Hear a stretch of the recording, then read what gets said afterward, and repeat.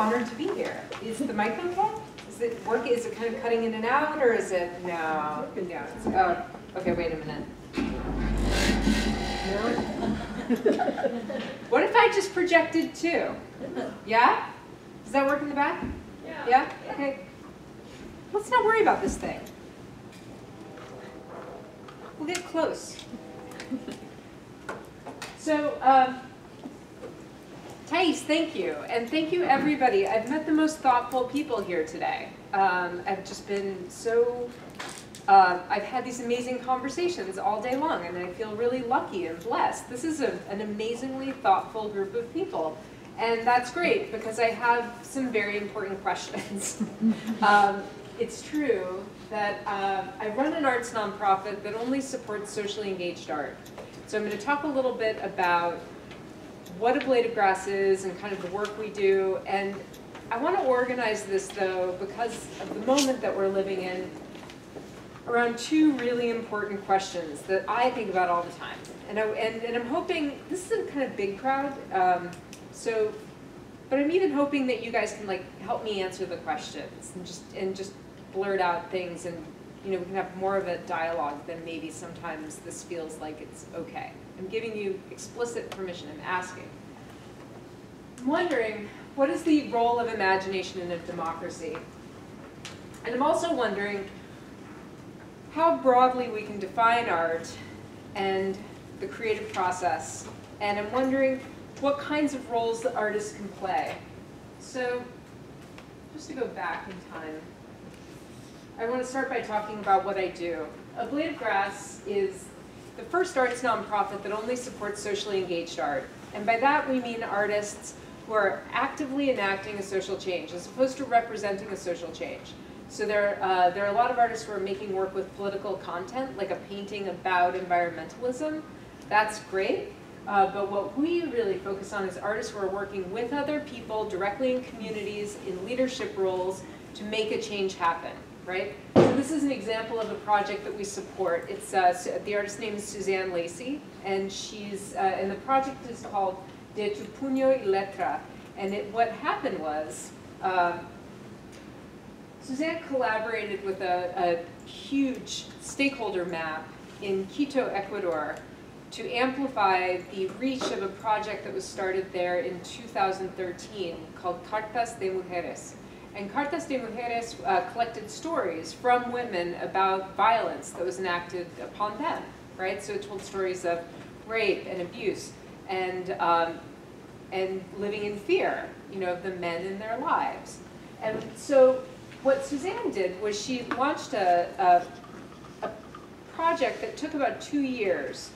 That was really, what she did was she enlisted the help of about 500 men to take these letters and take responsibility for them.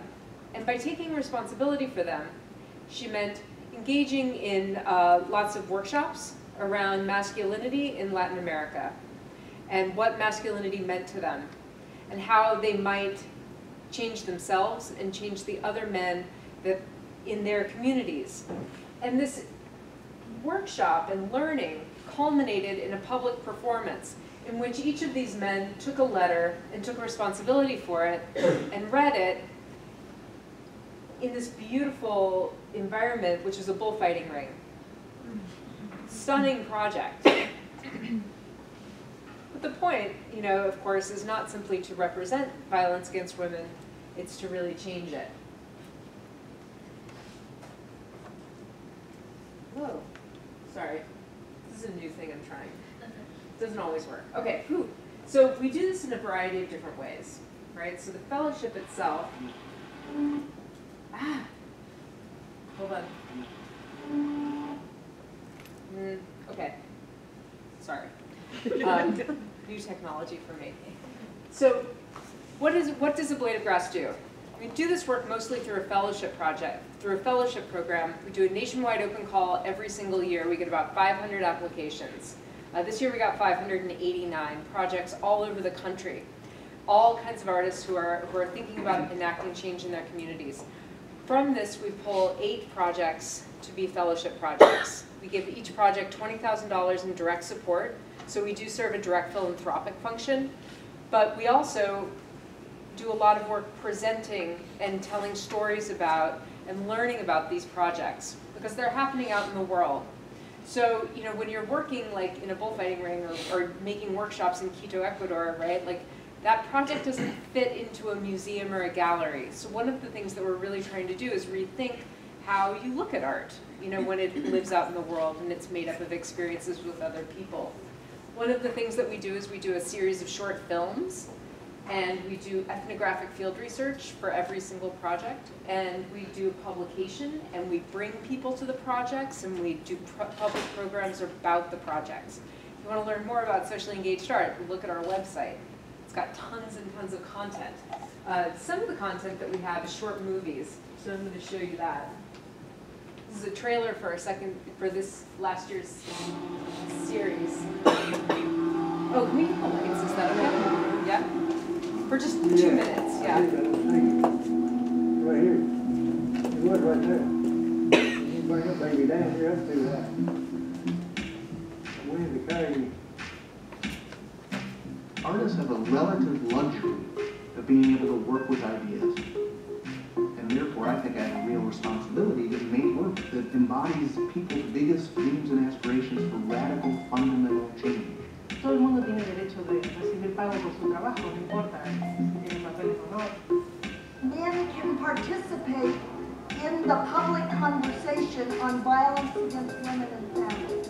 Soy mujer y tengo 17 años. Carmen, 61 años, ecuatoriana. Sexual, 40, lesbiana. If you play as the white character, the door in the back actually opens so that you're able to leave. But for the black character, that unfortunately never happens. What is the story? It's about dealing with loss of family members. We also grieve. You know, this wall doesn't separate our feelings from losing people. Here we go.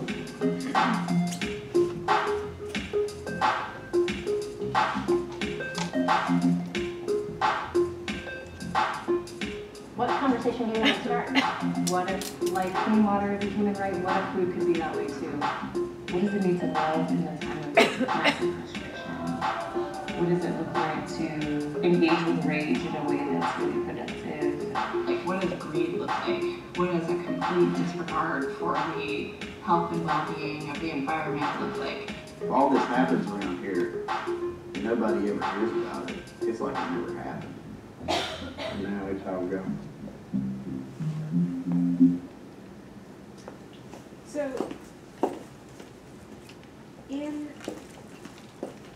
So a lot of what we're doing, you know, all of these projects in this group, we have projects that are looking at structural racism, the legacy of slavery.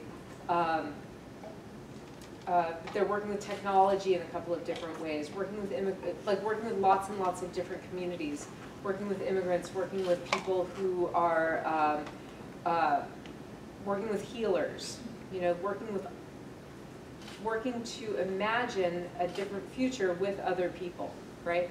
And there are a lot of questions around that work, right? That we're always trying to solve, you know, because this work is very relationship based. And so a lot of what we do, the most important thing that in these projects is the quality of the relationships themselves and sharing the creative process directly. So one of the things that we like to do is invest a lot in telling the story of doing that. So we have a great book, and like you guys, we do a lot on social media. So feel free to like us on Facebook and Twitter and Instagram. One of the things that we're really paying a lot of attention to when we're doing this translation work is what is the participant's perspective, right? So this is a quote that we got from somebody who participated in a project that we did in 2014 called Beauty in Transition. One of the biggest questions for these projects, Beauty in Transition was a project by an artist named Jody Wood. And what she did was she worked alongside the Department of Homeless Services in New York City, and she made a beauty salon that was fit inside of a small box truck. And she rolled up alongside of it, and instead of like going like, I'm gonna give everybody a haircut here, she was like, no, Very few people are actually going to get served, but we're going to like really focus on building a very intimate relationship with the people, with the people who do wind up getting their hair done. They can have anything they want. They want something that takes 6 hours, not a problem. They want something that they can't take care of, not a problem. What the purpose of this project was to use this intimate relationship that kind of unfolds in a beauty salon to highlight the relationship between caseworkers who work in the Department of Homeless Services in the homeless shelters and the women that they're caring for, right? So one of the most interesting things that came out of this was increased dialogue around and noticing agency, right? So one of the most interesting things that happened to me when I went to go look at the project was a caseworker came up to me and said, "This is a very important project because I'm watching somebody get their hair done right now and I know that she can't take care of it and it is driving me crazy. That is driving me nuts. And I need to look at that." You know, so like that was kind of the purpose of the project, was to highlight how agency gets lost. Why did Naomi participate? Naomi was one of the stylists who participated in the project, and this to us is like the most important thing, right? Like, so why is it, where is this art? It's art in her experience, right? This isn't a project, it's the experience to give love the way that it was given to me. This is an opportunity. And it leads me to a really big question. What is the role of imagination in a democracy? Why is this work important? Why is it important why is it important to highlight the work of artists who are working relatively invisibly to make relationships with people, right? What happens when artists work with people? Anybody march? For the march? Raise your hand. Raise it high. Me too. Yeah, so why did you march? Anyone? Why? Solidarity. Solidarity with whom? Those people who, especially under the new Trump presidency, are more at risk than they ever were before. Okay, yeah, good. What's another reason that somebody marched?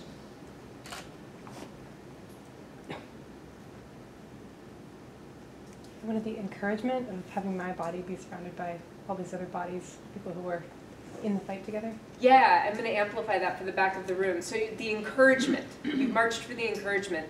Solidarity for yourself. You wanted other people around you, you know, to be in the same space as people who felt the same way you did. Yeah? Mm-hmm. Okay. Yeah?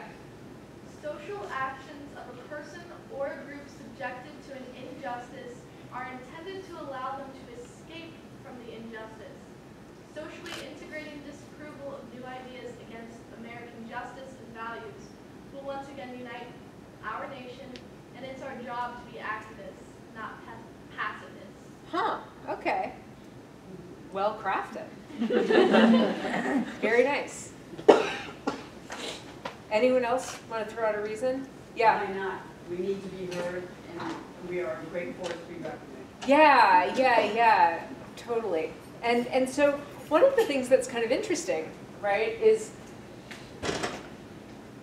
how everybody came together around an idea, right? One of the big questions I have is like, now we're all like, now what happened? You know, what happened 3 months ago? Yeah. But that said, what I find very interesting about this moment is that it is this. I mean, let's just look at this image like it's art for a second, right? And let the image do the talking. What do you say? Like, you're shaking your, you're like, yeah, no, you have something to say. No, it's yeah. Just, that's where I'm at with it. Like with you and hearing about yeah. it, there it is. So what, but one of the things that I think is actually really interesting is that at the same time you've got a bunch of people expressing themselves, right? Like you've got individual signs, a sign that says integrity, a sign that says we the people, a sign that says wrong, a sign that says I'm with her, right? Like, so on one hand, everybody's there for their own reason, right? And then you've also got all of these expressions of solidarity or a group imagination, right? And what are some of those? Like just visually. color pink. Yeah, the color pink is a good one. Yeah. Yeah, that's a collective imagination moment, right? The hats. Yeah, the hats. Everybody's wearing a hat. No, let's Certain call them what they hat. are. Huh? Yes, it's a certain I kind said of let's hat. call them what they are. Yeah. Okay, so who's going to say pussy hats? I'm a guest. I'll say it. I won't get in trouble. Exactly. There's a certain kind of hat. So, but like there are also a lot of men in here, right? Like, so, so one of the things that's actually really interesting about this image, if you kind of think about it, is the way that this is collective imagination, but is it lockstep? Is everybody thinking the same thing? No. No. So, I mean, just really quickly, before we go any further, what is the role?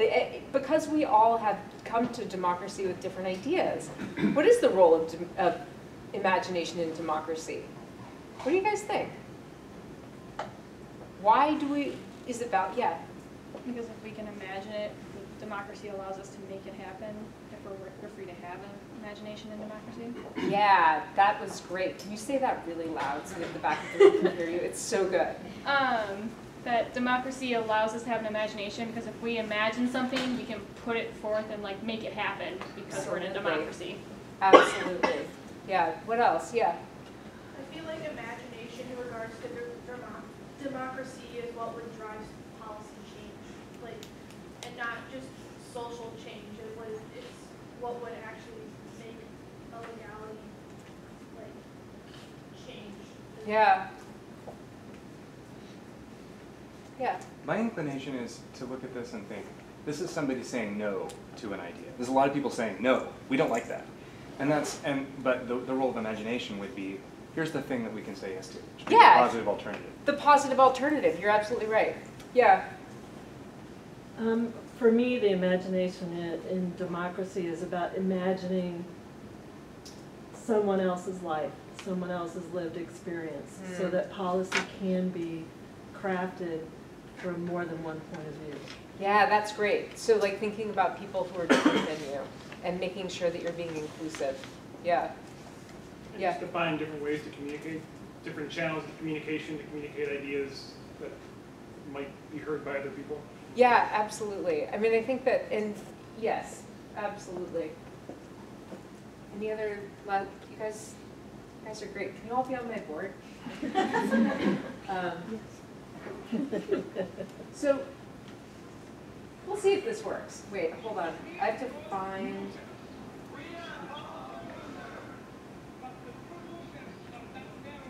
I'm going to move on from this because, and I'm just going to tell you what it is because it happens like about 5 minutes in and I can't change the time. Slavoj Žižek, when he was, during Occupy Wall Street, I'll just turn down the sound and you can watch him say it, even though it's not going to. So, Slavoj Žižek came and talked at Occupy in Zuccotti Park in October of 2011, and he said this thing that has been burning a hole in my brain ever since. He says at some point, and it's echoed by the crowd, he says, look at the movies that we watch. We can imagine, look at the movies that we watch. We can imagine the end of the world, right? Like we can imagine the total annihilation of the world, but we cannot imagine an alternative to capitalism, right? I mean, and ultimately that was what Occupy Wall Street was about. It was a collective attempt at finding an alternative, right? What do we mean? What's an alternative? And I'm interested in that as somebody who's thinking a lot about the power of creative activism. This is a great example of a project that's by Strike Debt, which started as part of Occupy and is still doing great work today, as many arms of Occupy are. And that never gets enough press. Strike Debt put together this project called the People's Bailout, or the Rolling Jubilee. And it's an amazing example of a socially engaged art project, because what they did was they said, well, the problem is that debt is imagined, right, as a personal moral problem, right? I'm the one who has a debt. What if we try to imagine, how do we imagine debt as collective? Well, let's do a people's bailout. So they became debt collectors. What they did was they figured out how to legally buy debt that people had defaulted on for pennies on the dollar, and they fundraised. They held a telethon, and I gave it $50, and they raised about $60,000. And with that, they abolished $12 million in medical debt to people all over the country. And whenever I say that, like I kind of cry a little bit, or I get like a chill running down my body, right? And I think that's a really powerful thing to kind of sit with. Because $12 million of medical debt, and that's why it's really important that it lives in the real world, right? Like that's a real amount of money. That's serious. That is a lot of abolished medical debt. Anybody here have a friend or family or themselves are struggling with medical debt or any kind of debt at all? That resonates. Yeah. Jeez. And at the same time, it's nothing. It doesn't solve the problem. The purpose of the Rolling Jubilee is symbolic. It's to say we can actually do something else, right? We can imagine a world in which debt is a collective problem and not a personal problem. It's another really good example. It's older. This was a project done by one of the founders of the Center for Artistic Activism along with the Yes Men. Anybody here already familiar with the Yes Men? I'll explain what they do. They do stunts like this. They're very good. What they did was Steve Lambert and the Yes Men worked together to make an exact replica of a paper New York Times. The paper New York Times was full of really, really good news. In it, this is done in 2009, in it the Iraq War ended, and it had all kinds of other really amazing, great news, right? Like there's stuff in there about world peace, there's stuff in there about like, everybody agrees that climate change is a problem, and they agree that we're all gonna tax carbon and everything's gonna be okay. Like it's an imagining a world in which you open up the newspaper and every single problem that you're totally worried about is fine. They handed out about 3 million copies of this paper on the streets of New York City in an act of positively imagining an alternative, right? This is part of a larger way of working that the Yes Men have. You should check them out, theyesmen.org. What they do is they pretend that they're the website of the World Trade Organization or ExxonMobil, and then and they make exact replicas of these websites, and then they get invited to come speak at, say, I don't know, not Davos or anything, but like at big, big summits. And they pretend that they're representatives from this other company, and they say things that are really hilarious and very truth-telling and very much telling truth to power. And this doesn't necessarily have to be political. This is an artist named Meryl Laderman-Euclides. Meryl Laderman-Euclides is kind of the godmother, or the mother of this work. She started working on a project in 1978 when she declared herself the artist in residence for the New York City's Department of Sanitation. This was an unpaid position. She decided that she was this person. The commissioner of the Department of Sanitation at the time welcomed it because New York City in 1979 was in crisis. And the sanitation department was in a particular shambles because it had to clean up after the whole city, and the city in like the Bronx was burning, and federal funding was being cut, and there was all kinds of things were really, really bad, and morale was bad, and all of that stuff goes downhill, right? And so as services kept being cut, sanitation workers found themselves suffering from more and more problems of morale because they couldn't do their jobs well.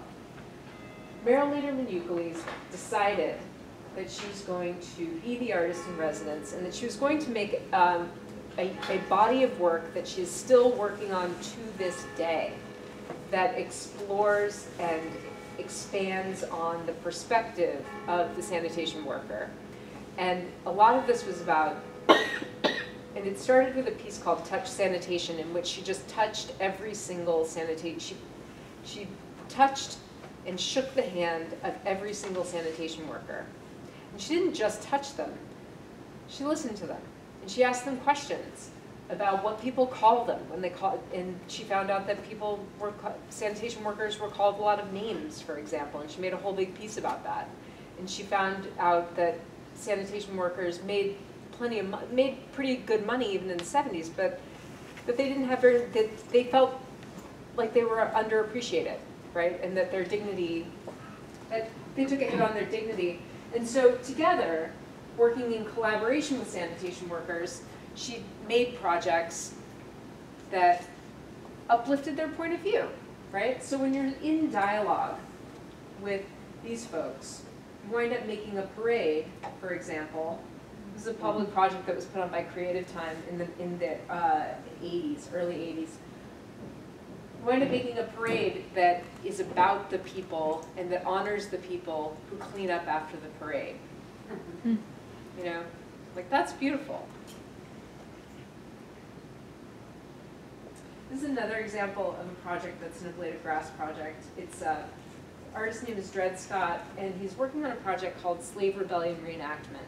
And his vision is that he wants to reenact the largest slave rebellion in American history. And he doesn't want to do that to reinscribe slavery. He wants to do it because it almost worked. And it's a powerful vision of what it would be like to think about freedom, to think about slavery in the context of freedom. So what he's doing right now is a lot of really deep community organizing work in New Orleans. So a little history.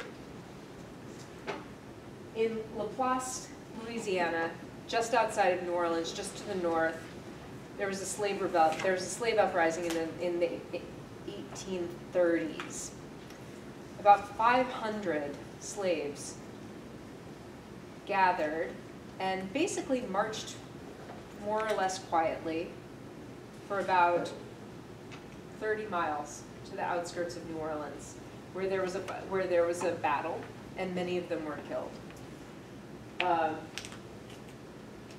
What was really amazing was how many people were organized in this rebellion, and it was all done by word of mouth, of course. And when you told somebody, you were trusting them with your life, right? So you really had to choose carefully to spread the word. So it's a really kind of interesting, especially in today's age of social media and everybody knowing everything all the time. It's this really interesting window into how a change like that would occur. So what Dred's really interested in is two things. One, he's an artist. He's interested in the visual of what it would look like, for 500, I want to see 500 armed African-American people walking to New Orleans with muskets in period costumes, reenacting this very important part of American history that we don't see every day, right? That's one thing that's driving him, that image, right? The other thing that's really driving him is this idea of really taking community organizing and doing it, choosing one person and building the army, building this army of the enslaved. So right now, this project is a story that Dred is telling very carefully to a few people at a time, and then they're telling people a few people at a time. So I'll let you know. And I think it's going to happen. It's going to be good. The reason for this work, one of the reasons why I think this is so important is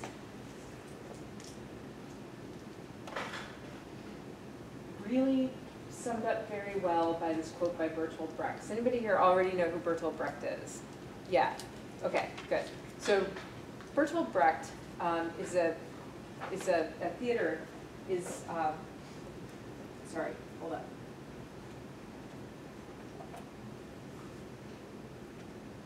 The present-day world can only be described to present-day people if it is described as capable of transformation. As a playwright,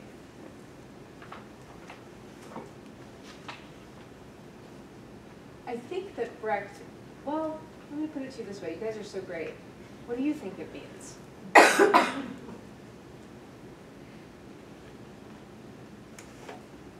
He's coming at it as a playwright, so he's making reality for other people.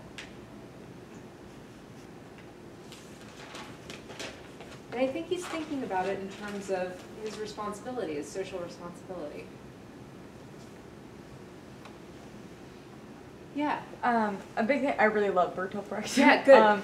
But a big thing that you know is important, I think, in Brecht's work is how he kind of, almost in a way, I mean, he transformed the role of theater in that he made theater in order to inspire people to make change. And so a lot of his work exposed a lot of the issues with society, which, I mean, he had a lot of issues with capitalism in particular, but that's partially because he was a communist. But, you know, so thinking about it in terms of how do we display the world in such a way that inspires people to make that transformation, and to see that that is possible.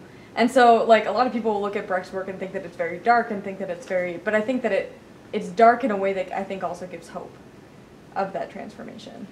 Yeah, I agree with that. And why is that good for any art? Well, like, well, let me ask you guys another question. You know, like, why is this important for everybody? You know? I mean, I agree with you that that's why, that's a really good reason for Brecht to think this. Yeah, it fits his work. Why is it important for us to hear that as people who go to the theater?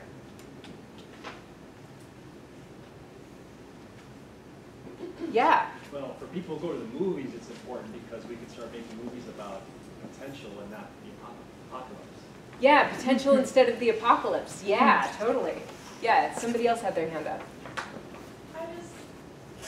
When you think about the world as not like some hopeless mass where nothing is ever going to get fixed, and giving people like the inspiration to be able to fix the world. Yeah, totally. Do you think that culture is a really good place to do that? I mean, yes, apocalypse or transformation, right? That's a cultural thing, you know? Why do we watch movies? Why do we love movies in which the world keeps getting destroyed? That's a good question. What's the alternative? Who's an artist and what can an artist do? This is the other thing that I'm completely obsessed by, in part because I'm an artist who has a job. Most of what I do is I make an organization, so this is a very personal question for me. But I want to throw it out to all of you, right? What are your immediate thoughts? What is an artist? Yeah. Can I respond to what can artists do? Yeah, fine. I say inspire. Artists can inspire. Yeah, that's true. What else?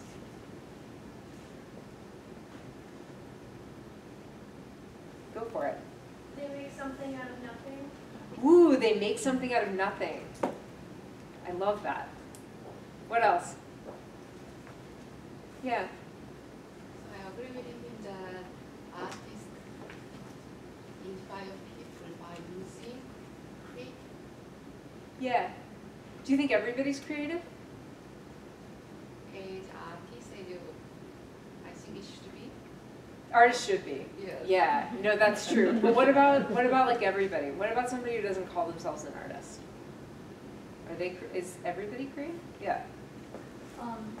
Yesterday in my class, my professor made a comment, and she said, when we're all little, if your teacher asks you who's an artist, like, everyone raises their hand.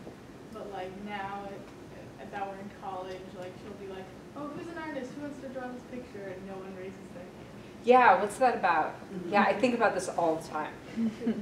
I'm obsessed with this question. With that, yes. What do you think that's about? Yeah. It's about like the limited conception of art. Like it's only one thing, like it's only painting and drawing, and it's so much more. It can be written, it can be spoken, it can be performed, and a lot of people don't see it as art. Yeah, that's true. Yeah, so we can be creative anywhere. There's a theorist named Valparaiso who writes a lot about the idea that everything in culture, everything in our popular culture makes meaning now, right? Like that we don't have separate spaces anymore, you know, for creativity or for ritual, right? Like that what we do now is we make meaning everywhere, you know. And he sees that as an incredible space of possibility. I do too. Here's another person who's thinking about this idea. Alan Capro is an artist who made nothing. He made nothing. This is the greatest. He made these. He invented this thing called the happening. The line of art and life should be kept as fluid and perhaps as indistinct as possible. I need to betray that, you know, Alan is like my art dad. You know, like I went to the University of California at San Diego to go to graduate school because I wanted to study with Alan Capro. He died while I was there, and I met him once for 5 minutes, and it changed my life. But there's something about this idea, right, that art and life are the same, and that everybody's an artist when they're a kid, and that you lose it, and that you're trying to get back to it, or that art can show up, and creativity can show up in any sphere of life, that has incredible political potential, right, and practical potential. We can live in a different world if we imagine it together. This is one of the very first projects that A Blade of Grass supported. We were very honored to work with an artist named Mel Chin. This is a project, this is a very small part of a project that he's working on called Operation Pay Dirt. It is probably the biggest socially engaged art project in the world. So what he did was, in 2007, he decided that lead poisoning was an incredibly pernicious problem that only art could solve, because it is a problem that's invisible, right?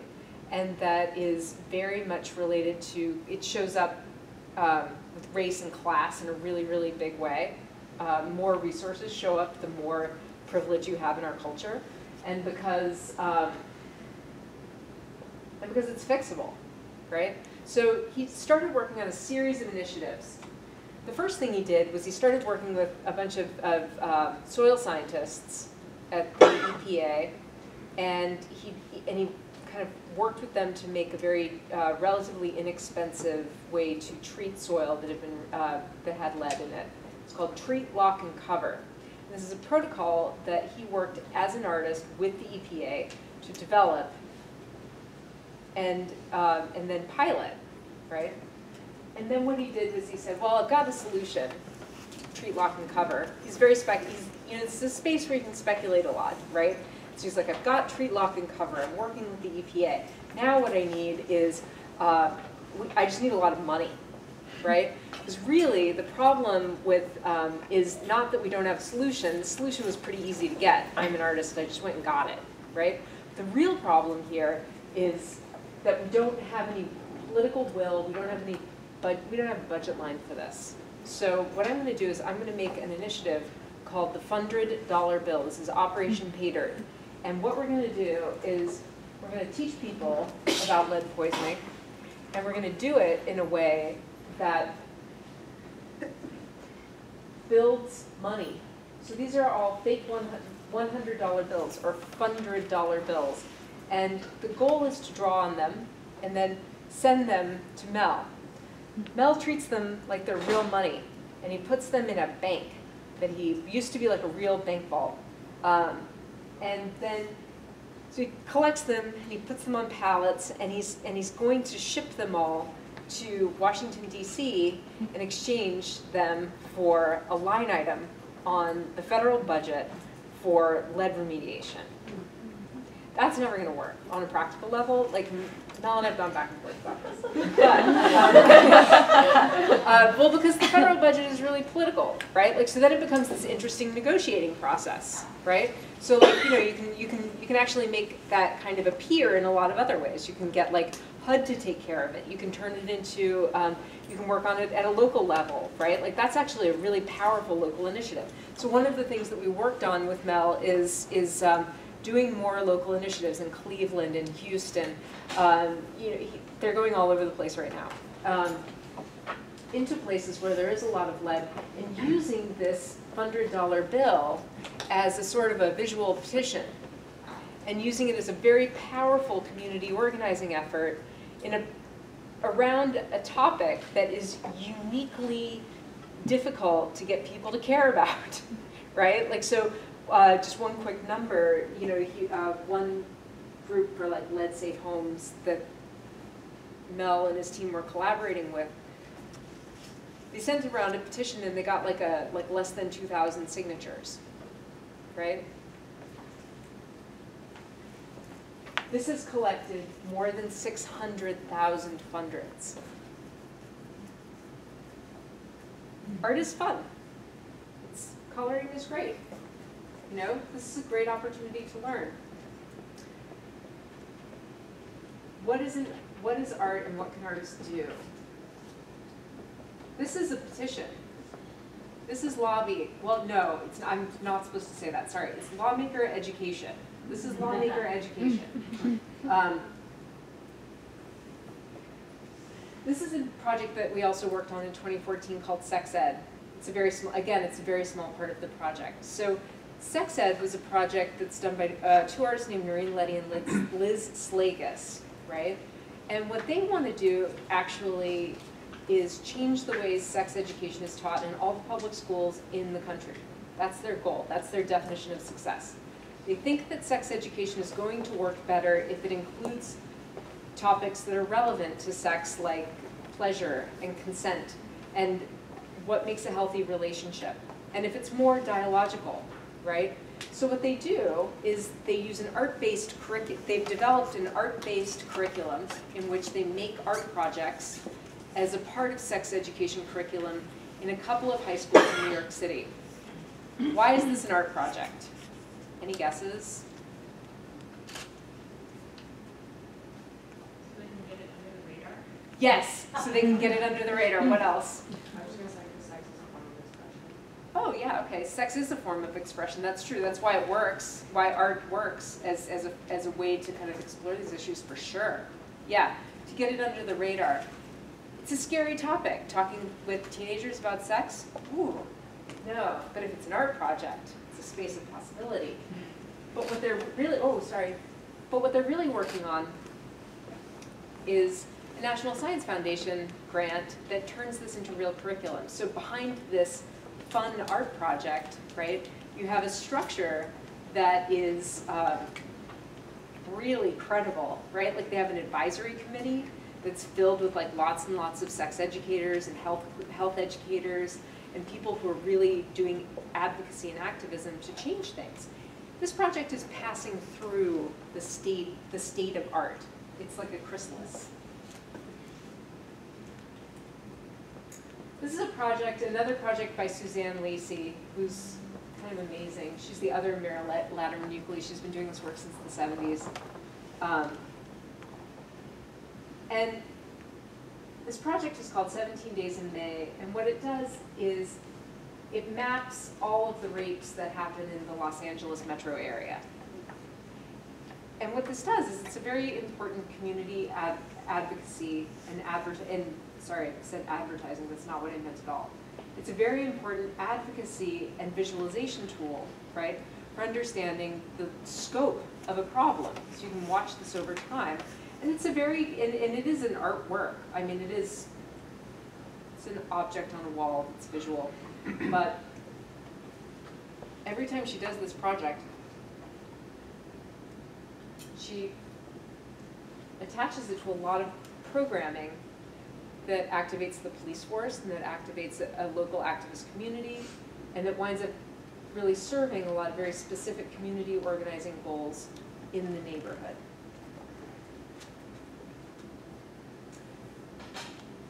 We've got about 10 minutes left. Oh, well then we should have questions. Yeah, here. So this is a project called Swale. It's built with other people. Okay,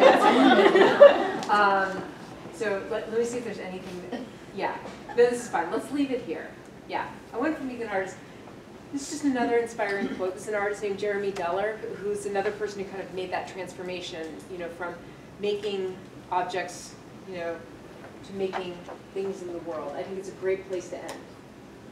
Yeah, let's just talk. Yeah, thank you for your time.